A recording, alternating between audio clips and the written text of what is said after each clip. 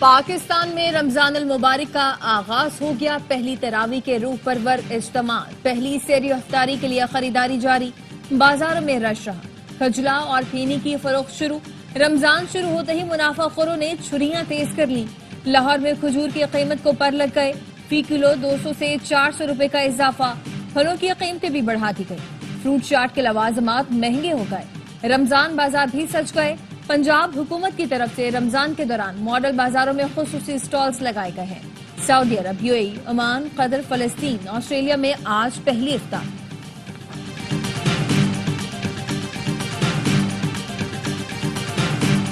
وزیر اعظم نے 20 ارب روپے کے رمضان ریلیف پیکج کا اجرا کر دیا۔ تقریب سے خطاب میں کہا، پیکج سے 40 لاکھ خاندانوں کے 2 کروڑ افراد مستفید ہوں گے۔ رمضان پیکج کو انتہائی آسان بنایا گیا ہے، لمبی قطاروں میں کھڑا نہیں ہونا پڑے گا۔ مستحق خاندانوں کو ڈیجیٹل والیٹ کے ذریعے 5,000 روپے دیے جائیں گے۔ گزشتہ رمضان کے مقابلے میں اس بار مہنگائی کی شرح میں نمایاں کمی ہوئی ہے۔ یوٹیلیٹی سٹور میں بدترین کرپشن تھی، عوام کی دولت کو لوٹا جا رہا تھا۔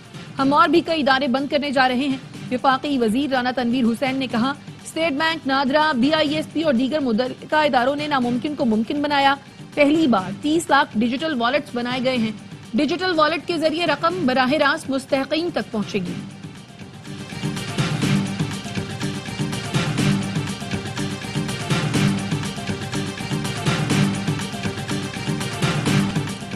ٹرمپ سفارتی آداب بھول گئے، گھر آئے مہمان یوکرینی ہم منصب کو تانے دیے۔ دونوں صدور کی نوک جھونک پوری دنیا نے لائیو دیکھی۔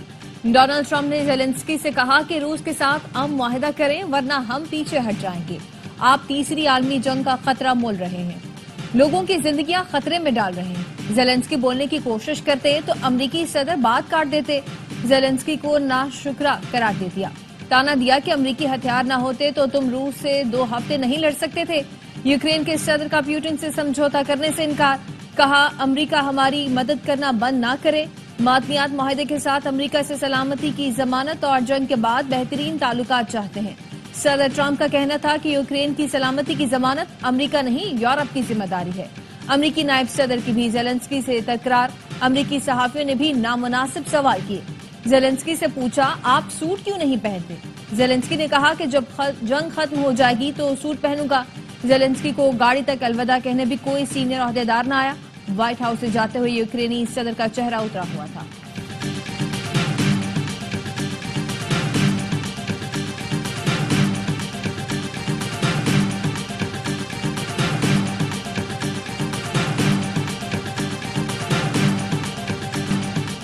زیلنسکی امن کے لیے تیار ہو تو واپس آ سکتے ہیں۔ صدر زیلنسکی نے امریکہ کی بے عزتی کی، وہ امن کے لیے تیار ہی نہیں۔ صدر ٹرمپ نے ملاقات کے بعد بیان میں کہا، امریکہ مذاکرات سے فائدہ نہیں، امن چاہتا ہے۔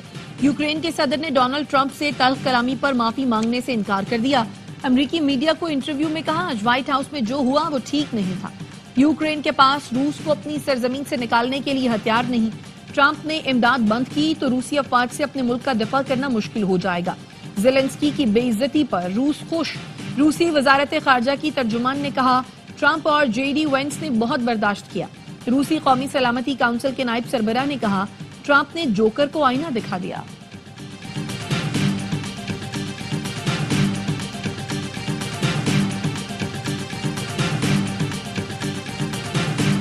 مغربی ملکوں نے امریکی صدر سے لڑائی میں زیلنسکی کی حمایت کر دی۔ برطانیہ، فرانس، جرمنی، اسپین، پولینڈ اور کینیڈا نے یوکرین کے ساتھ کھڑے ہونے کا اعلان کر دیا۔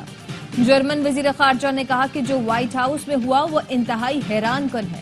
کینیڈین وزیر اعظم جسٹن ٹروڈو نے کہا کہ یوکرین کی حمایت جاری رکھیں گے۔ 14 ڈیموکریٹک گورنرز نے یوکرین کی حمایت کر دی۔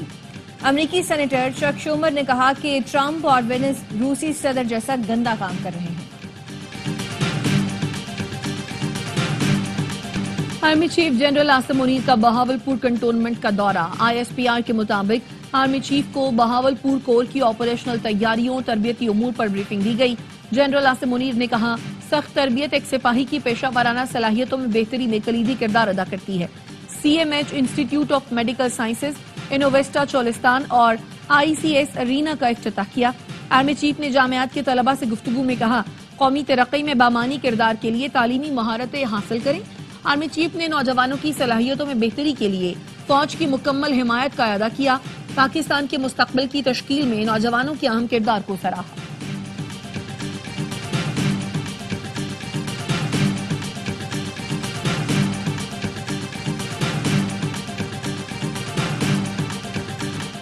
امید ہے کہ پی حکومت دہشت گرد گرفتار کرے گی۔ وزیر اعظم شہباز شریف کا کہنا ہے کہ مدرسہ حقانیہ میں اندھوناک واقعہ پیش آیا۔ مولانا حامد الحق کی شہادت انتہائی دلخراش واقعہ ہے۔ وزیر اعظم نے کہا کہ ماضی میں بھی دہشت گردی کا خاتمہ کیا، اب بھی اس ناسور کو ختم کر کے ہی دم لیں گے۔ دارالعلوم حقانیہ اکوڑہ کٹک خودکش حملے میں شہید مولانا حامد الحق سپرد خاک۔ نماز جنازہ میں علماء کرام سمیت لوگوں کی بڑی تعداد نے شرکت کی۔ حملے کا مقدمہ مولانا عبدالحق ثانی کی مدیت میں نامعلوم حملہ آور کے خلاف درج۔ گزشتہ روز ہونے والے خودکش حملے کی تحقیقات۔ حملہ آور کی فنگر پرنٹس کے ذریعے شناخت کے لیے نمونے نادرہ کو بھیج دیے گئے۔ مختلف مقامات سے سی سی ٹی وی فوٹیج بھی حاصل کر لی گئی۔ مولانا راشد الحق کو دارالعلوم حقانیہ کا نائب محتمم مقرر کر دیا گیا۔ مولانا عبدالحق ثانی مولانا حامد الحق کے سیاسی جانشین ہوں گے۔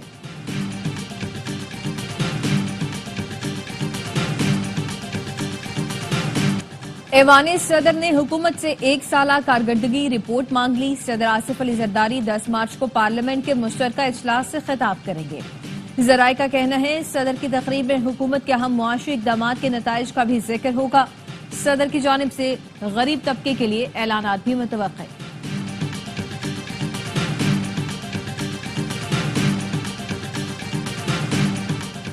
امریکی میگزین میں بانی پی ٹی آئی کا مضمون ملک کو بدنام کرنے کی کوشش ہے۔ سینٹ میں نون لیگ کے پارلیمانی لیڈر عرفان صدیقی کہتے ہیں بانی پی ٹی آئی نے حکومت، عدلیہ، مسلح افواج اور تمام اداروں پر بے بنیاد الزام لگائے۔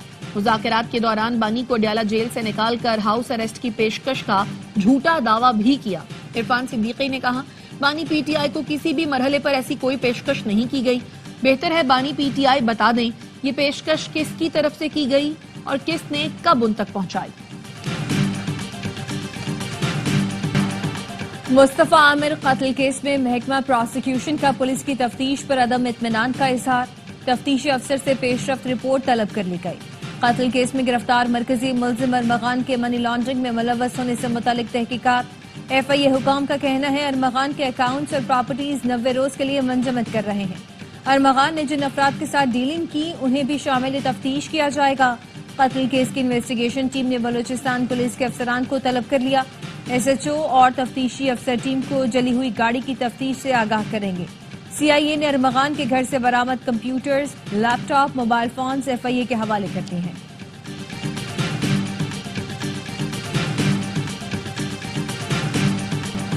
مصطفیٰ عامر کیس ٹھیک سے ہینڈل ہو گیا تو منشیات کا خاتمہ ہو جائے گا۔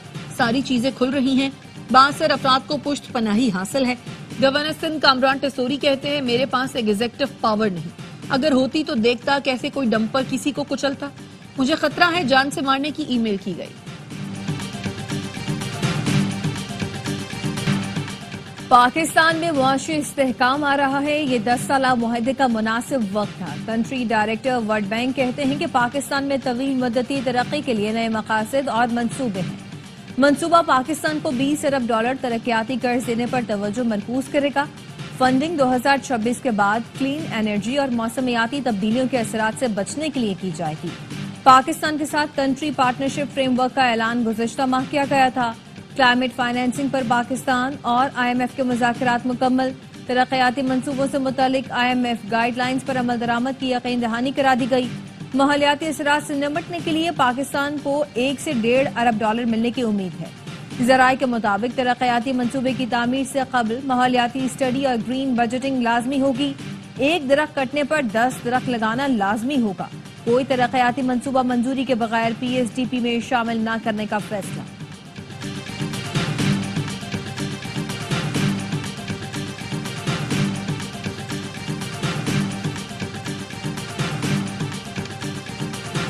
ایک 167 سال بعد مری کے تاریخی مال روڈ کی توسیع اور بحالی کا منصوبہ۔ وزیر اعلیٰ مریم نواز کا کہنا ہے مری کی ماضی کی سیاحتی شان بحال کریں گے، معیار پر سمجھوتا نہیں ہوگا۔ مری کو عالمی سیاحتی سہولتوں کا مرکز بنانا ہے، مری سیاحت کے فروغ کا ماڈل بنے گا۔ صدر آصف علی زرداری اور وزیر اعظم شہباز شریف کا ماہ سیام کے آغاز پر پیغام۔ صدر مملکت نے کہا رمضان کا پیغام یہی ہے کہ اپنی ذات سے بلند ہو کر دوسروں کی مدد کریں، غربا و مساکین کی حاجت روائے، احسان و قربانی کے جذبے کو فروغ دیں۔ وزیر اعظم نے کہا کہ رمضان کا اصل پیغام صبر، شکر، ہمدردی اور اخوت و احسان ہے۔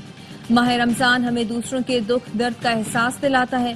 اپنی دعاؤں میں فلسطین، کشمیر کے مظلوم مسلمانوں اور امت مسلمہ کو یاد رکھیں۔ وزیر داخلہ محسن نقوی کی امت مسلمہ کو مبارکباد۔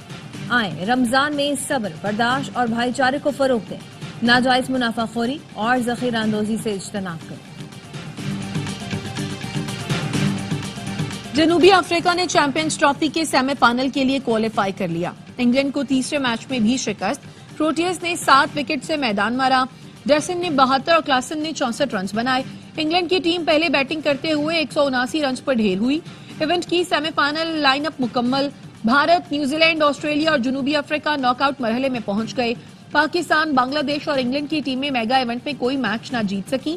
افغانستان بھی فائنل 4 میں جگہ نہیں بنا سکا۔ سیمی فائنل میں کون کس سے ٹکرائے گا، فیصلہ بھارت اور نیوزی لینڈ میچ کے بعد ہوگا۔ دورہ نیوزی لینڈ کے لیے نئے کوچ کی تلاش۔ سابق اسپنر سکلین مشتاق ہیڈ کوچ کے لیے مضبوط امیدوار۔ ذرائع کے مطابق پی سی بی کا ہیڈ کوچ کے لیے کئی آپشنز پر غور جاری۔ عاقب جاوید سے بورڈ کا چیمپئنز ٹرافی تک کا معاہدہ تھا۔ میگا ایونٹ میں ناکامی کے بعد دورہ نیوزی لینڈ میں نوجوان ٹیلنٹ کو موقع ملے گا۔ کیویز کے خلاف سیریز میں شاداب خان یا سلمان علی آغا کو کپتانی مل سکتی ہے۔ دورہ نیوزی لینڈ میں 5 T20 اور 3 ون ڈے کھیلے جائیں گے۔ ملک کے بالائی علاقوں میں برف باری کا سلسلہ تھم گیا۔ لاہور، جہلم اور حافظ آباد سمیت پنجاب کے مختلف علاقوں میں بارش اور ژالہ باری سے موسم خوشگوار۔ محکمہ موسمیات نے رمضان کے آغاز پر ملک بھر میں بارش کی پیشگوئی کر دی۔ کل اور پیر کو سندھ، بلوچستان، پنجاب، خیبر پختونخوا میں موسلادھار بارش کا امکان۔ بالائی خیبر پختونخوا اور گلگت بلتستان میں چند مقامات پر ہلکی بارش، پہاڑوں پر برف باری کی توقع۔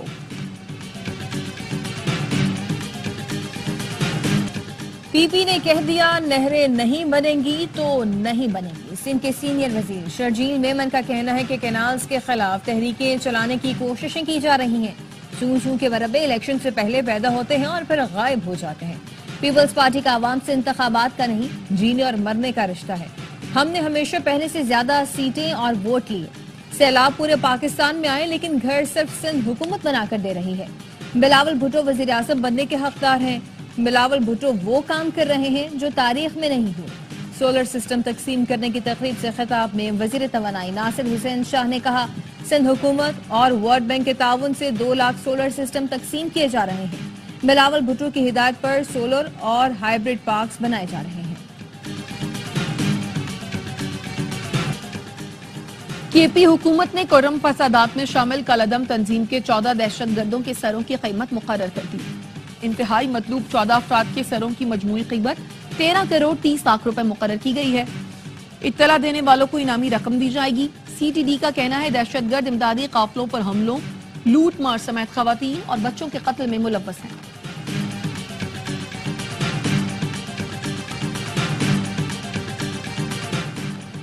پنجاب کے مختلف علاقوں میں 162 انٹیلیجنس بیسڈ آپریشنز کے دوران 20 دہشت گرد گرفتار۔ دھماکہ خیز مواد، 3 IED بم، 23 ڈیٹونیٹر برآمد ہوئے۔ لاہور سے فتنہ الخوارج کے 2 راولپنڈی سے خطرناک دہشت گرد منموہن سنگھ گرفتار۔ سی ٹی ڈی کے مطابق منموہن سنگھ کا تعلق رحیم یار خان سے ہے۔ گرفتار دہشت گرد مختلف مقامات پر کارروائیاں کر کے عوام میں خوف پھیلانا چاہتے تھے۔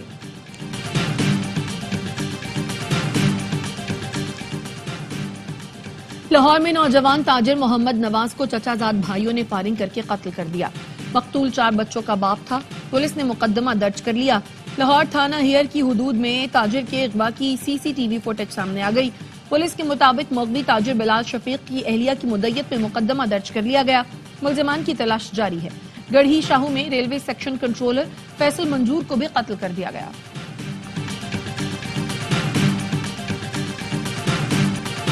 سارم قتل کیس میں زیر حراست 8 افراد کو DNA میچ نہ ہونے پر رہا کر دیا گیا۔ تمام افراد کو شہر نہ چھوڑنے کی شرط پر رہا کیا گیا۔ رہائی پانے والوں میں 3 چوکیدار، پڑوسی اور قاری شامل ہیں۔ تحقیقاتی حکام کا کہنا ہے کہ سارم قتل کیس کے لیے فارنزک بورڈ بنانے کا فیصلہ کیا گیا ہے۔ ماہرین کی رپورٹ آنے کے بعد کسی حتمی نتیجے پر پہنچیں گے۔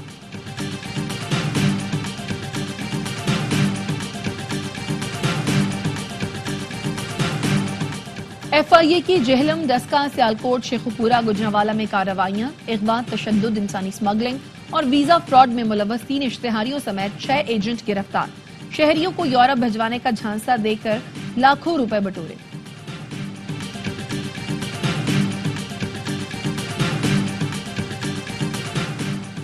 پاک بحریہ کے جہاز یرموک کا بین الاقوامی دفاعی نمائش میں شرکت کے لیے متحدہ عرب امارات کا دورہ۔ ISPR کا کہنا ہے کہ بندرگاہ پہنچنے پر پاکستانی سفارت خانے کے حکام اور بحری نمائش کے سربراہ نے جہاز کا پرتپاک استقبال کیا۔ پاک بحریہ کے deputy chief of the naval staff نے نمائش میں شرکت کرنے والی شخصیات سے ملاقات بھی کی۔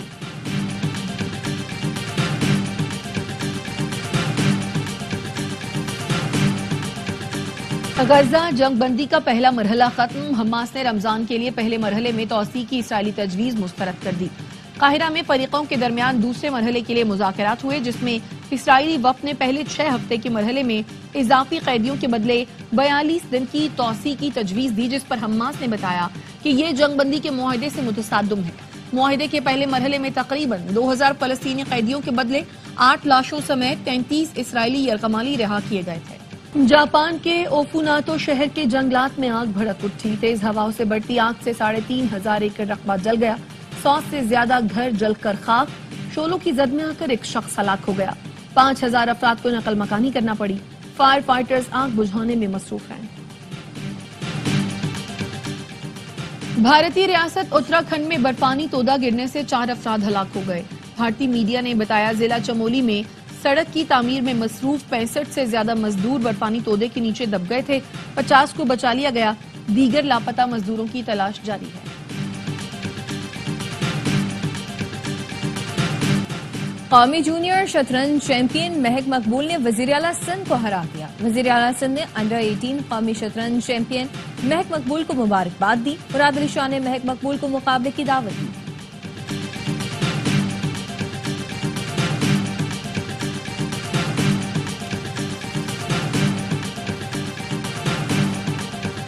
اور کرکٹ کا سب سے بڑا شو ہر لمحہ پرجوش، آج سے میزبانی کے فرائض انجام دیں گے معروف اینکر ہارون رفیق۔